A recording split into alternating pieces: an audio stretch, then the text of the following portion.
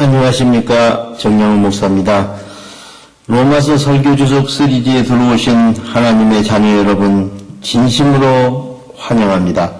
본 설교주석 강해는 12기국어로 편집되어 있습니다. 로마서 설교주석 강해를 시작하겠습니다.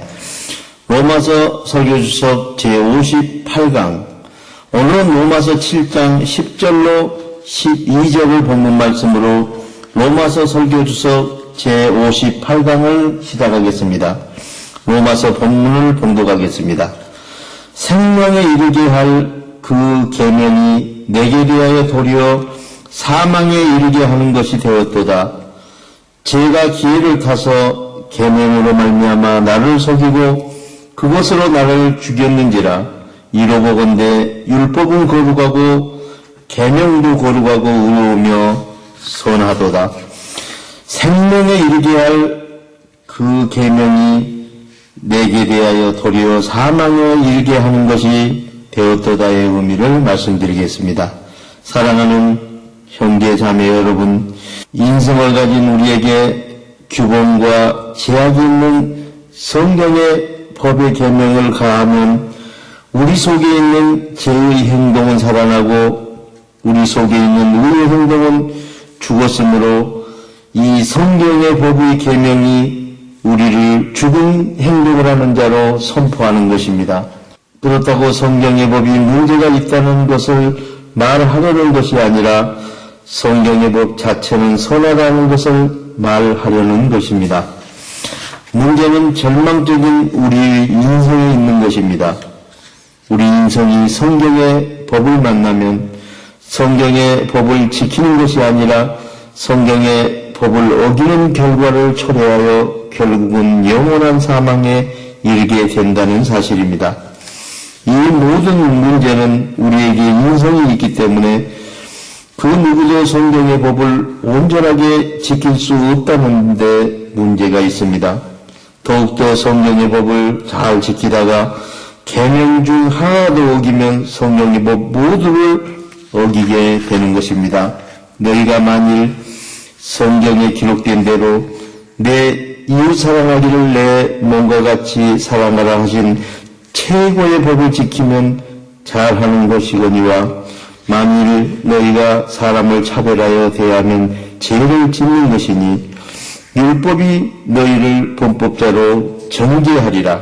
누구든지 온 율법을 지키다가 그 하나를 범하면 모두 범한 자가 되나니 간음하지 말라 하시니가 또한 살인하지 말라 하셨은즉 내가 비록 간음하지 아니하여도 살인하면 율법을 범한 자가 되느니라. 너희는 자유의 법대로 심판받을 자처럼 말하고 행하기도 하라. 긍휼을 행하지 아니하는 자에게는 긍휼 없는 심판이 있으리라. 긍휼은 심판을 이기고 자랑하느니라고 하였습니다. 우리에게는 죄를 좋아하고 하나님을 대적하려는 강력한 성향을 가진 인성이 뿌리 깊이 유전되어 있기 때문에 우리에게 성경의 법의 계명이 가해지게 되면 죄가 억제되기는커녕 오히려 자극을 받아 죄가 더 죄로 나타나는 것입니다. 이것이 성경의 법에 나타난 역사적 사건과 우리의 경험을 통해서 입증된 것입니다. 우리 내면에 뿌리 깊게 자리 잡고 있는 인성의 규범과 제약에 성경의 법이 가해질 때 죄가 촉발되므로 성경의 법이 그리스도인들에게 새로 거듭나는 진보를 가져다 주지 못하는 일을 자세하게 설명해 주고 있습니다. 우리는 성경의 법을 지킴으로써 거룩하게 되려고 노력할 때마다 실패하고 또 새롭게 도전해보지만 또다시 실패하는 일을 반복할 뿐입니다. 우리는 이런 실패의 반복 속에서 어디에 문제가 있는지 알지 못한 채 우리의 노력이 부족하고 결심이 약한 탓으로만 돌리고 맙니다. 이러한 모습은 말씀 제일주의라고 부르짖으며 성경의 법 교리와 성경의 법안에서 철저하게 교육하고 있는 교인들에게 더욱 강하게 나타나는 경향이 있습니다. 이런 그리스도인들일수록 자신들이 가진 성경의 법의 지식을 철저히 보호하고 성령의 법의 진리를 말하는 사람들의 지혜는 강력하게 핍박하고 나섭니다. 그러나 그들은 성경의 법에 기준하여 많은 섬김과 많은 활동에 참여하고 많은 성경 공부와 많은 기도 생활에 열심을 내고 있지만 이웃을 위하여 사는 삶과 하나님의 만족을 위하여 사는 삶에서는 진보를 나타내지 못하고 있습니다. 자기 만족을 위한 신앙생활을 성경의 법으로 미화시킨다면 그리스도와 연합하는 진리와는 점점 멀어질 수밖에 없는 것입니다. 우리가 다시 배워야 할 성령의 법은 우리의 인성이 성령의 신성과 진리로 하나 되어 우리 마음의 평강을 소유하고 성령의 참생각을 받아 그 생각으로 행동하는 거룩한 의를 이루는 일뿐인 것입니다. 7장 11절 제가 기회를 타서 계명으로 말미암아 나를 속이고 그것으로 나를 죽였는지라의 의미를 말씀드리겠습니다. 사랑하는 형제 자매 여러분, 제가 나를 속였다는 의미는 우리 인생에 성경의 법이 가해질 때 죄는 우리로 하여금 성령의 법만 모두 지키면 영원한 생명을 얻을 수 있다고 믿게 하고 최선을 다해서 성경의 법을 연구하여 지키면서 행하게 하도록 이끌지만 우리는 죄를 좋아하고 하나님을 대적하는 인성이 뿌리 깊게 남아있기 때문에 우리 인성으로는 도저히 성경의 법을 온전히 지키지 못하게 되므로 우리는 영원한 사망에 처할 수밖에 없는 것입니다.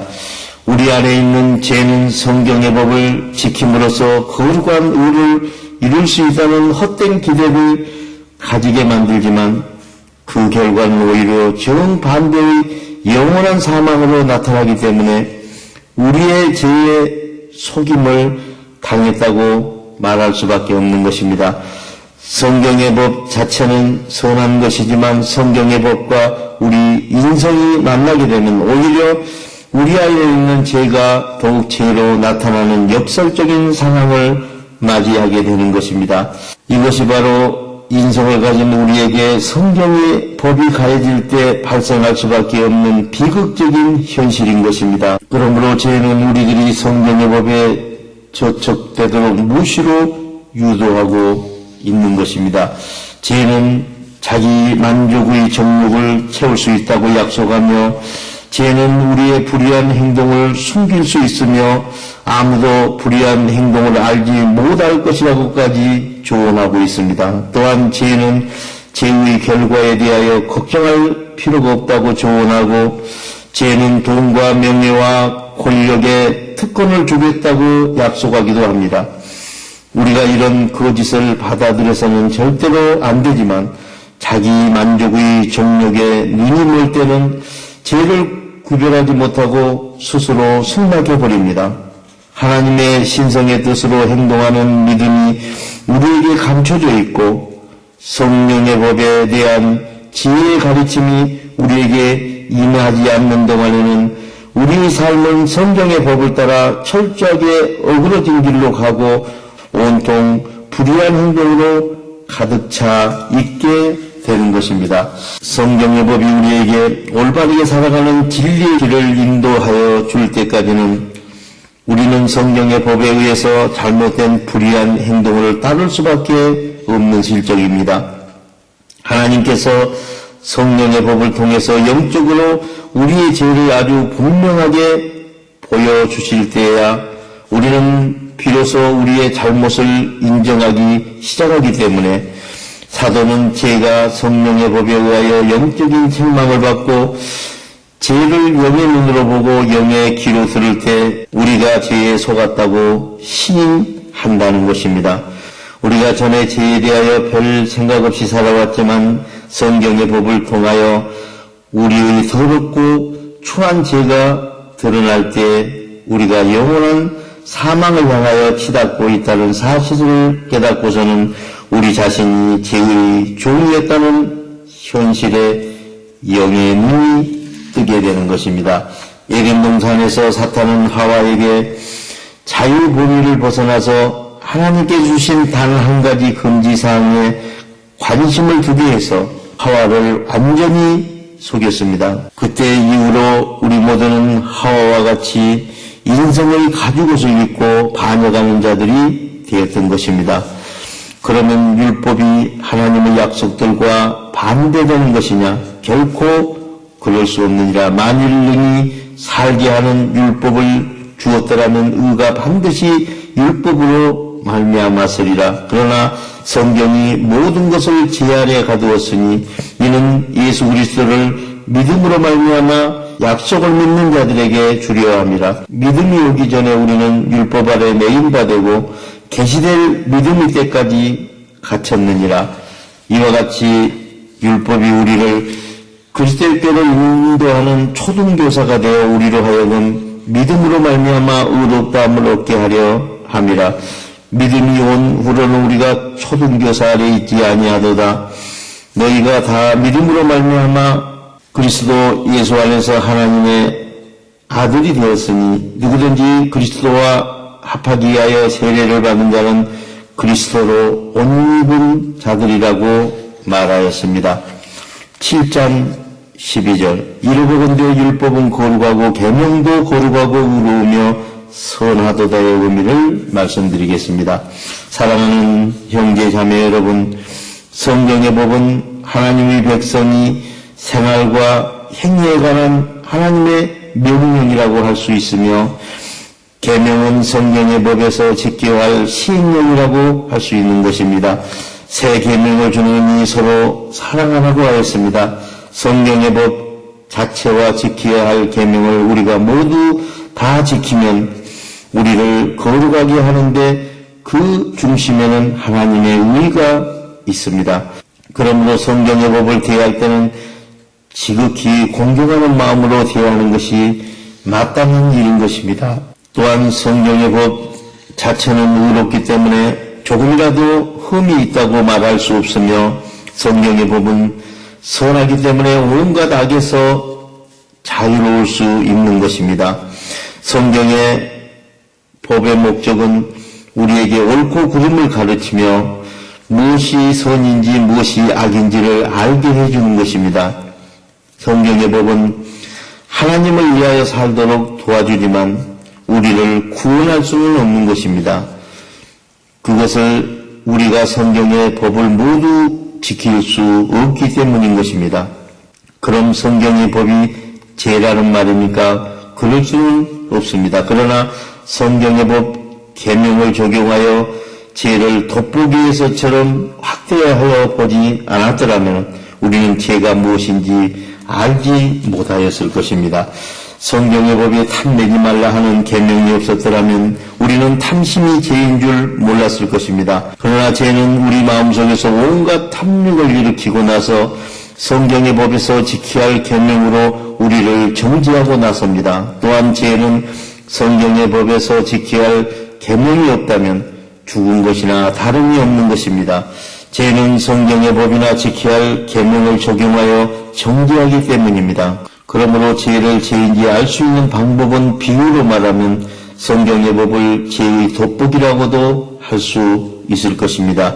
전에 성경의 법이나 지켜야 할 계명이 없을 때는 죄를 알 수가 없어서 우리가 살아있는 행동을 하는 것으로 알고 있었지만 성경의 법과 지켜야 할 계명을 죄에 적용하고 보니 죄가 나타나고 우리는 죽은 행동을 하고 있었음을 알게 된 것입니다. 그래서 우리를 생명으로 인도해야 할 성경의 법과 지켜야 할 계명이 도리어 우리를 정죄하여 죽어있는 행동을 하는 사람들로 판결한다는 사실을 알게 된 것입니다. 성경의 법이란 우리가 살아있는 동안에만 지배하고 구속력을 가지고 있는 것입니다. 예를 들어 결혼한 여자는 자기 남편이 세상에 살아있는 동안에는 남편에게 결혼에 관한 법에 매여 있으나 남편이 죽으면 남편과 결혼에 매여 있던 법의 제약에서 풀려나게 됩니다. 그러므로 결혼한 여자는 남편이 살아있는 동안에 다른 남자에게 시집가면 가문한 여자라는 말을 듣게 되는 것입니다.